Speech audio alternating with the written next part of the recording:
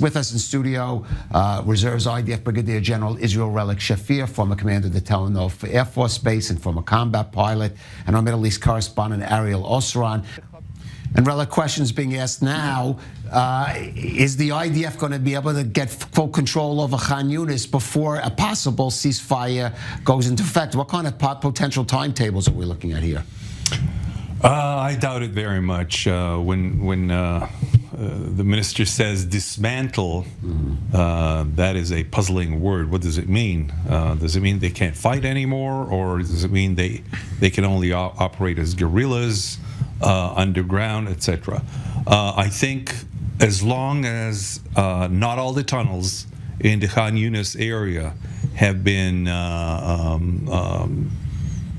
met, so to speak, and investigated and then taken out of action by either blowing them up or any other way of making them inoperative, we can't really say that the IDF has taken control of Khan Yunis. This is why we were talking about the fact that the whole of 2024 will be a war of attrition, slow progress, because you don't know what you don't know.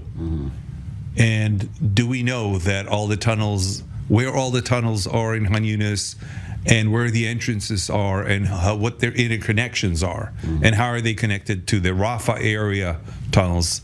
That is something that the military, rightly so, will not let us know, and that will stay, I would say, in the foggy area of the fog of war, so to speak. So I think we cannot give an answer, and I'm not sure the IDF can give an answer that will be 100% credible. There in Tel Aviv, again, I want to temper expectations. We're certainly not going to see a hostage deal agreed to, or there may be some reports out of the cabinet meeting, but there's still quite a ways to go. Uncertainty whether Hamas will even agree to it. Let's talk about that trust relic between Israel and the security establishment, because this is a lively debate going on, unlike what we saw with the first hostage deal, which I think there was much more unanimity about it. Here, we're talking about, as I said before, that ceasefire in the midst of a crucial part of the campaign in Gaza. Also reports of the freeing of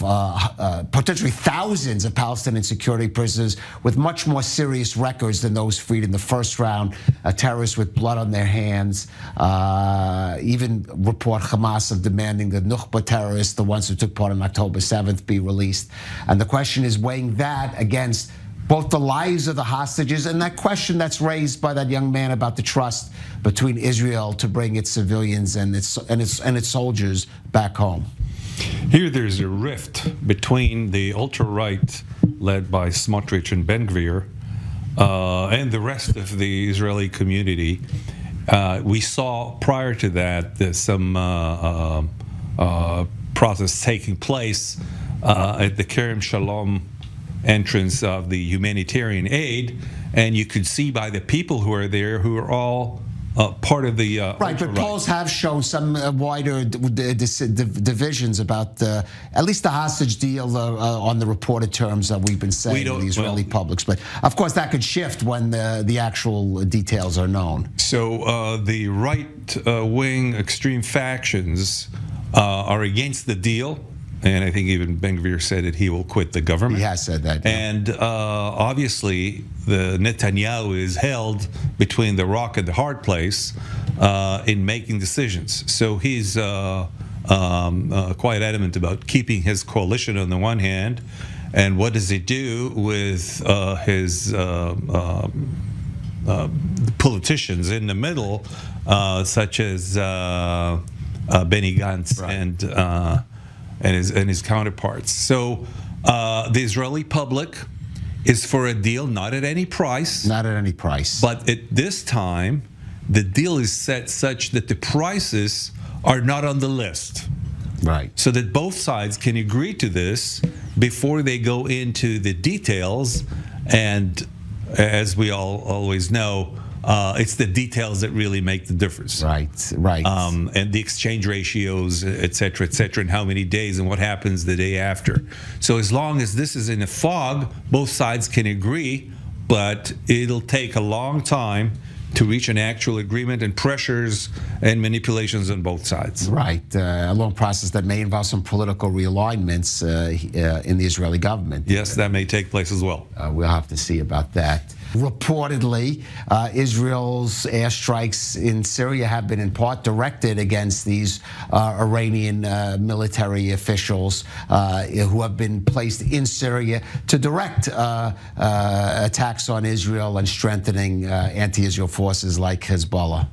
Yes, Israel is in a way limited in its ability to strike Hezbollah north of the Litani River, and can make a choice whether to hit areas such as the Bekaa Valley in East Lebanon, or the road from Damascus to Beirut, which is the main route for bringing in munitions, etc. This had been done before years ago, and maybe to renew stoppage of the weapons flow, or even hit bridges on that road. But instead it chose to put pressure on Iran in Syria itself by being more and more aggressive and taking out personnel, etc. And maybe surprising the Iranians into the depth of the knowledge and the intelligence of where they're and what they're doing. So Israel is moving its own forces, maybe in unison with the U.S. and the U.K. with the Houthis, to put pressure on Iran to pull back on its aggression. And this may be a part of what we're seeing right now. All right, we'll see how effective that is going to be. Of course, the most important to say is we share in the grief of Mark and his wife and his whole family, and Aryeh Ziering. May his memory be a blessing. And Relik, what a situation, of course. As I said before, a lot of families both dealing with the grief of losing a loved one in uniform or as a victim of what's been happening down near the Gaza border, and so many also dealing with that anxiety of having a child or a family member or spouse in uniform right now. You know, my father made Aliyah from Vilna in 1935, and the whole family stayed behind and never saw them again. And he said, you know, what my father would have given to hear the sound of a Jewish jet flying over. And when I think of this, and I think of what we know about what happened in the Shoah, this dwarfs, in a way, the problems that we have today, and puts them in some kind of a perspective that we've built a home here, and in spite of the difficulties and having to fight and make difficult decisions about our home here that has been built for the last about 150 years, if you take the whole of the Zionism, it kind of puts in a perspective, yes, we have to fight for our survival, for our vision, for our life in the future. But this is something that we don't have an alternative on the one hand.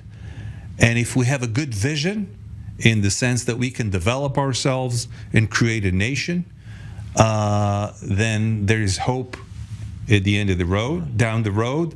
And right now, one of the problems is making sure that we're close enough together so that we can create a vision that will apply to most Israelis, rather than the rift that we've been seeing in 2023. Well, that's just adding on something. What he said is, I think it's a tendency of every generation, in some ways, to look askance or at the faults of the younger generation and question the values and their willingness to sacrifice. And Relik, I think one thing maybe this conflict has clarified in people's minds is that when it comes down to it, the young people in Israel, this generation has proven itself and has been tested and is meeting that test. And is, despite maybe some of the lowered expectations that some of their elders mistakenly had. You know, there's a saying among pilots, the older we get, the better we wear. So to speak, we value ourselves more than we actually were at the time, And this is something that belongs to each generation. But I think the young people, sometimes we don't understand their culture, but when push comes to shove, they showed up, they got together, they united together, even if they had opposing views. And you could see this by the fact that so many people volunteered to work right after the October 7th, including people who were taking active part in demonstrations, pulled together. And there are still people who are driving down to the south every day, picking fruit and vegetables, helping the locals. This is a great show of unity, and this is something that really strengthens and closes the divide that we were in last year. All right, and hopefully that some of that spirit will continue onward not just during the course of this conflict, but in the months and years ahead. A lot of rebuilding has to be done on so many levels. Brigadier General Relik Shafir, thank you for joining us this evening on this special broadcast.